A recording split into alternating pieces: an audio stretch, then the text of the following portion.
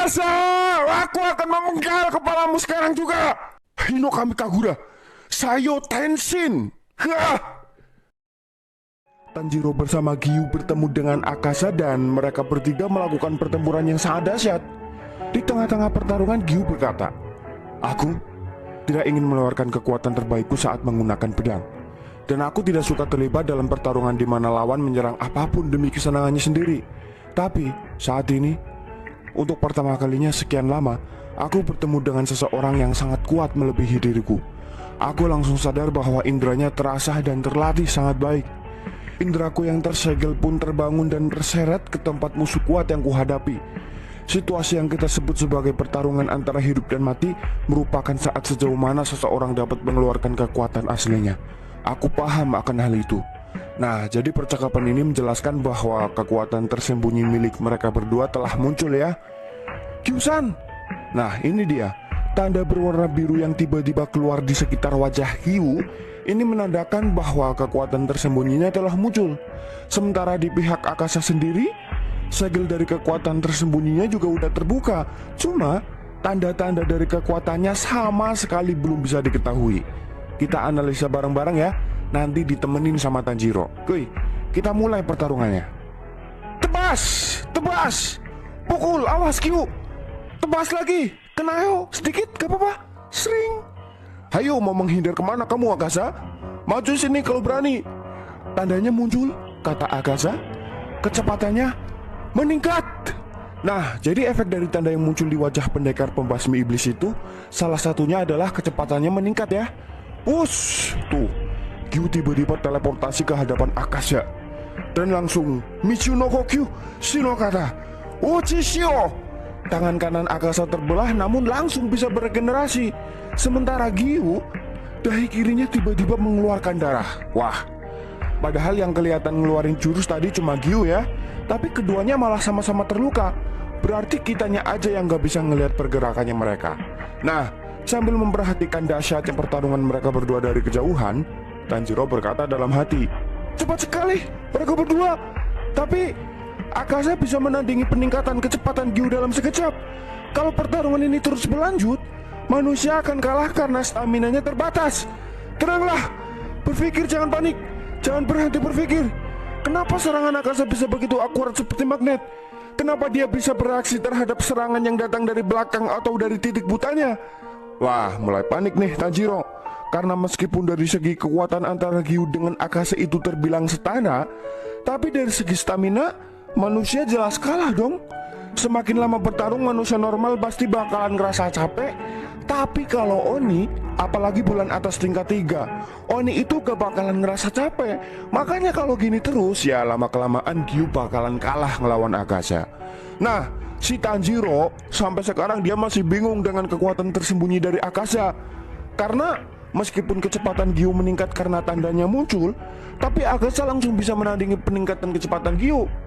Bahkan ketika Gyu menyerang Akasa di bagian titik butanya, Akasa masih tetap bisa menangkisnya. Ya seperti yang admin bilang barusan, kekuatan tersembunyi Akasa itu sebenarnya muncul bersamaan dengan kekuatan tersembunyi dari Gyu. Makanya mulai dari sekarang Tanjiro memutuskan buat menganalisa dan berpikir secara matang-matang mengenai kekuatan tersembunyi dari Akasa. Semangat tempurmu mulai terasa. Kamu mulai mendekati tempat tertinggi. Akasa pernah bilang kayak gitu ke Tanjiro. Kemudian Tanjiro mulai berpikir dalam hati. Akasa menggunakan kata semangat tempur selama dia bertarung dengan Rengoku. Apa itu semangat tempur? Apakah Akasa bisa merasakan sesuatu dengan semangat tempur ini?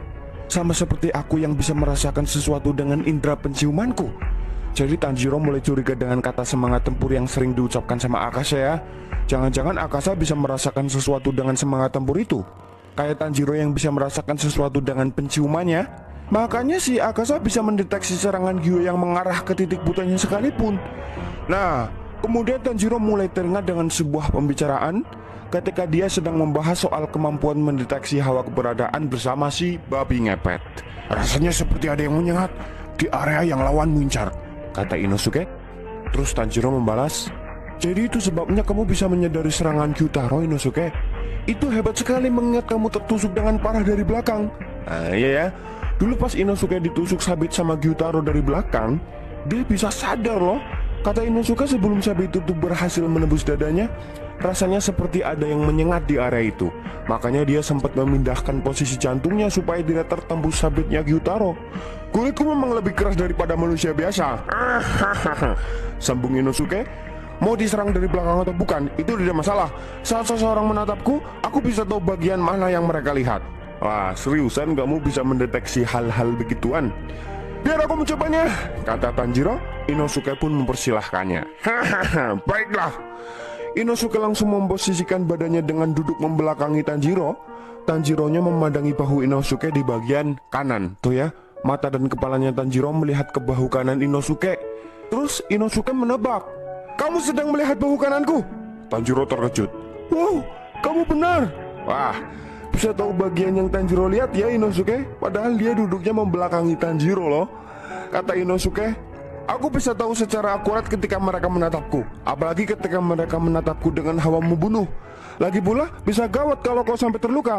Kalau mereka berniat membunuhku, rasanya seperti ada yang menusuk dan menyengat seluruh kulit tubuhku. Wah, berarti bisa dibilang kemampuan bertarung Inosuke itu mirip dengan kemampuan bertarung Akaza, ya. Kan mereka sama-sama bisa menyadari serangan yang berasal dari titik butanya. Kata Tanjiro dalam hati, benar juga. Inosuke juga menajamkan kepekaan kulitnya. Dia bisa merasakan sesuatu yang tidak bisa dia lihat oleh matanya. Lalu yang kami bicarakan waktu itu, ada sebuah percakapan lagi nih. Sabar ya, soalnya nyusun rencana buat membunuh Akashi itu benar-benar harus memutar otak. Masa dia bisa mendeteksi serangan yang datang dari arah manapun, ibarat punya mata di setiap titik di bagian tubuhnya ya. Enak banget dong kalau kayak gitu, dia jadi gak bakalan bisa diserang. Tapi kamu jangan seneng dulu ya, lawanmu itu loh, Tanjiro. Dia bakal berpikir secara mati-matian buat nyari cara supaya bisa menebasmu. Tunggu aja ntar kalau kelemahanmu udah ketahuan, masa nggak kamu sama Tanjiro. Tapi kalau mereka melakukan hal yang sebaliknya dan tidak memiliki hawa membunuh, akan sulit untuk menyadari pergerakan mereka. Seperti wanita tua kurang ajar itu. Aku sangat takut pada wanita tua dari rumah Wisteria itu. Begitu aku menoleh ke arahnya, dia sudah duduk di belakangku dengan membawa nasi kepal. Tanjiro membalas, jangan panggil dia wanita tua, panggil dia nenek. Inosuke-nya gak mau. Wanita tua, hei! Jadi aku berpikir jika aku bisa mendekati seseorang tanpa menunjukkan hawa membunuhku, maka dia tidak akan menyadarinya. Dengan begitu aku bisa membunuh siapapun. Tanjiro membalas, tapi nenek tidak ada niat melukaimu kan Inosuke? Kupikir mustahil untuk membunuh iblis tanpa menunjukkan hawa membunuhmu. Inosuke menjawab, ya, itu benar. Kalau kau melancarkan serangan lemah tanpa niat membunuh, kau tidak akan bisa memenggal kepala iblis yang keras itu. Jadi ada satu cara supaya serangan kita tidak bisa dideteksi musuh ya, yaitu dengan menghilangkan niat membunuh. Seperti wanita tua di rumah misteri itu, kata Inosuke. Inosuke sampai gak bisa mendeteksi keberadaannya dan tahu-tahu nenek udah ada di belakang Inosuke dengan membawa nasi kepal. Nah, alasan nenek gak bisa dideteksi sama Inosuke itu karena nenek gak ada niat melukai Inosuke, gak ada niat membunuh. Dari situlah Inosuke berpikir kalau dia bisa menghilangkan hawa membunuhnya, maka dia bisa membunuh siapapun. Cuma kan mustahil kalau kita mau membunuh iblis tanpa menunjukkan hawa membunuh kita. Nah, dari sini Tanjiro berkata dalam hati, itu hanya pembicaraan konyol, tapi aku merasa ada semacam kunci dari pembicaraan kami.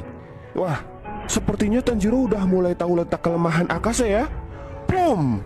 Di sana Tanjiro berpikir keras sembari memperhatikan pertarungan antara Gyu dengan Akaza. Tepas Gyu!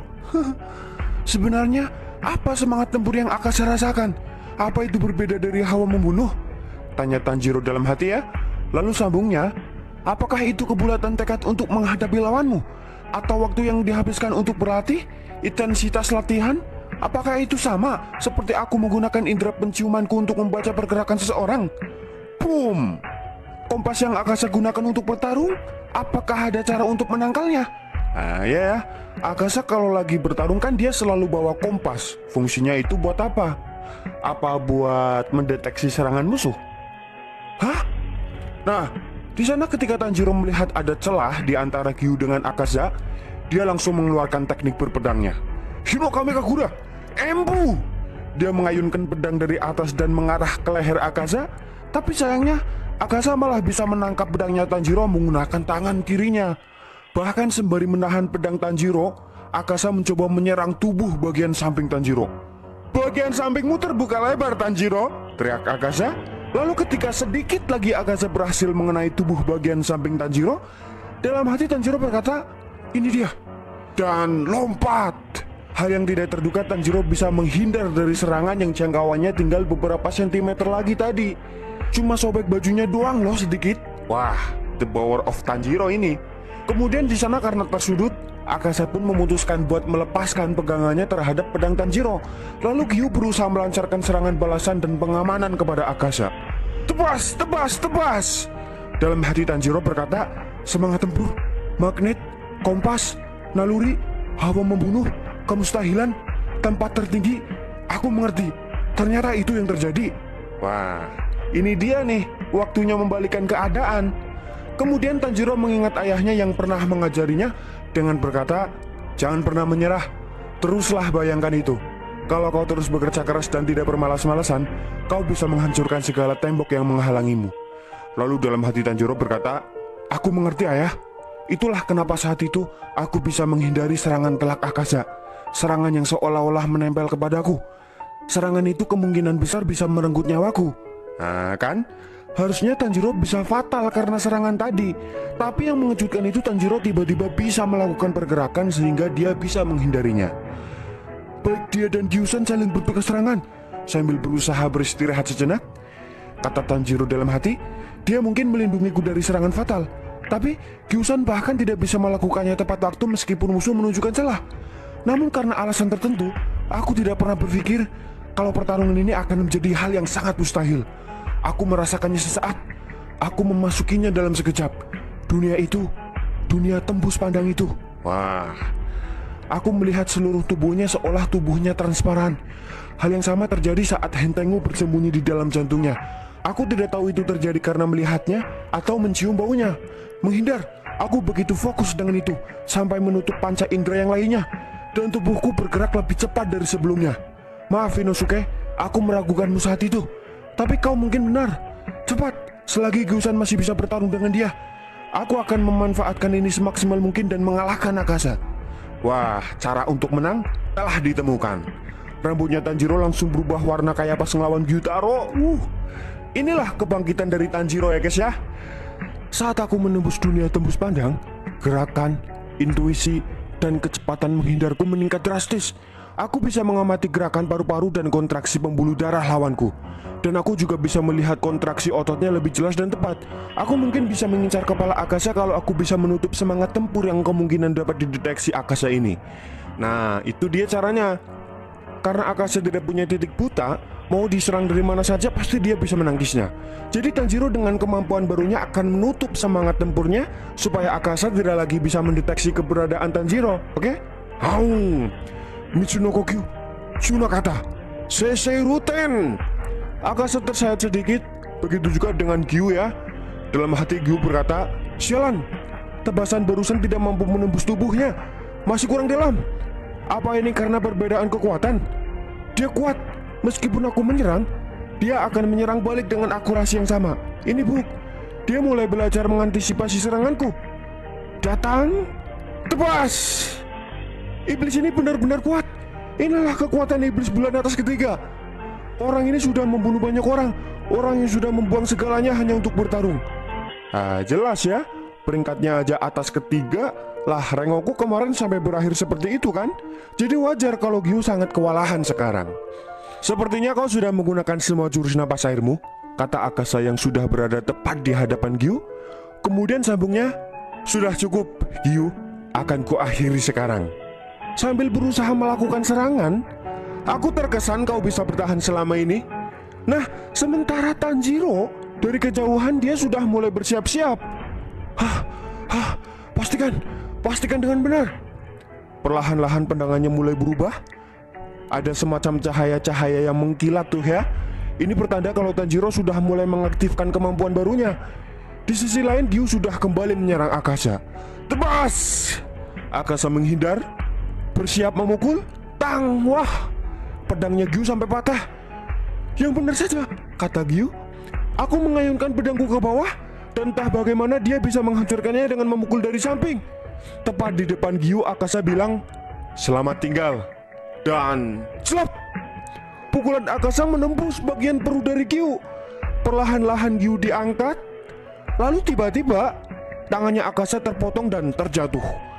Dan ternyata Tanjiro lah yang melakukannya. Warna rambut dan matanya menyala-nyala ya. Kobaran-kobaran api juga keluar di sekitar mulut dan hidungnya. Mengetahui hal ini, Gyu berkata, Tanjiro memotong tangannya saat dia sedang menyerang. Suara napasnya terdengar berbeda. Rambut dan matanya juga berbeda. Aku diselamatkan oleh Tanjiro. Sementara Akasa jadi mulai panik di sana.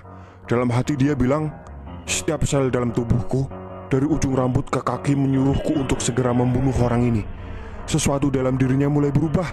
Sambil memandangi Tanjiro, ini gawat. Panik dia. Gyu kembali menyerang dari arah samping. Akasa langsung menolakkan kakinya lalu, Raishin, Shiyushiki, Aokin Ranzanko. Akasa mengeluarkan jurus mode akhirnya ya. Dia berniat melakukan serangan habis-habisan ke segala arah kali ini. Dalam hati Gyu berkata, serangannya jadi lebih cepat dan lebih kuat.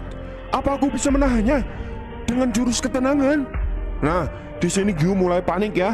Sementara Tanjiro, dia malah santai-santai aja kali ini. Wah, dia bilang, jadi ini tempat yang ayah maksud. Begitu ya, dunia tembus pandang. Wah, tuh lihat warnanya jadi putih semua ya. Apa ini? Sambung Tanjiro. Rasanya aneh. Waktu terasa berjalan lambat. Tunggu, atau mungkin malah pergerakan mereka yang terlihat jadi lebih lambat. Wah, kasian banget Gyu gak bisa nahan serangannya. Dalam hatinya bilang, serangannya tidak bisa dihindari. Hampir seluruh serangan acaknya datang dari segala arah secara bersamaan. Bahkan jurus ketenangan tidak bisa menahan semua serangannya. Wah, untung aja masih bisa bertahan kamu Gyu. Tapi sekarang udah gak bisa apa-apa lagi kamu. Nah, di hadapan Gyu, Akasa berkata, kau hebat. Aku tidak terkejut kau masih hidup. Kau berhasil menghindari beberapa serangan fatal. Jangan mati seperti Kyojuro dan Tanjiro. Oni Ninaru. Gyu? Ngomong apa sih kamu Akasa? Di belakangmu itu, bodoh. Tanjiro masih berdiri dengan santainya. Gyu yang melihat kejadian ini dengan jelas langsung terkejut. Dalam hati dia berkata, dia tidak sadar kalau Tanjiro ada di belakangnya. Kalau kau masih bisa bergerak, incar lehernya. Selagi dia masih belum menyadarimu. Apa hawa keberadaannya menghilang? Tunggu, bunuh dia Tanjiro. Incar kepalanya. Wakasa, aku akan memenggal kepalamu sekarang juga. Wahyu, gak kena. Bersiap menyerang. Gyu-nya greget sendiri. Kenapa kau meneriakkan namanya? Dasar bodoh. Ya, tadi tinggal tebas malah pakai teriak segala Tanjiro-nya. Tapi tenang, dia lagi panas-panasnya ini. Akasa aja langsung panik sama ketakutan. Dalam hati dia bilang, dia masih hidup. Bagaimana dia masih hidup setelah menerima serangan itu? Tidak masalah. Tidak peduli serangan apa yang dilancarkannya, kompas penghancurku akan mendeteksinya. Semakin kuat pula kemampuan deteksi kompasku. Kemudian Akasa merasa ada yang janggal dengan kompas pendeteksinya. Apa? Hawa aneh apa ini? Rasanya seolah dia orang yang berbeda. Orang ini aneh. Semangat tempurnya menghilang. Dia tidak memiliki semangat tempur. Wah, iyalah. Orang udah dinonaktifkan sama Tanjiro. Tenang. Tenang apa? Yang ada takut kan kamu Akasa? Apa? Dia mulai menyerang. Telat. Hino kami Kaguya. Sayo Tenshin. Tebas. Bersambung.